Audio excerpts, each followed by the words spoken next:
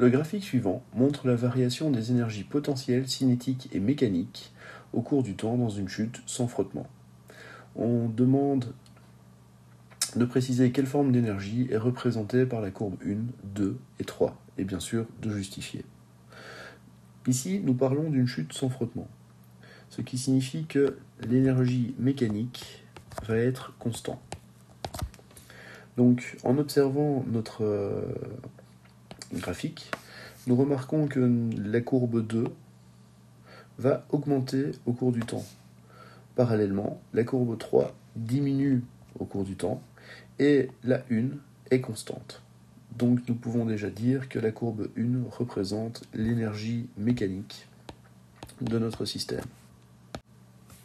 L'énoncé nous informe qu'il s'agit d'une chute. Donc ça veut dire que notre objet est situé en hauteur et il va se diriger vers le sol.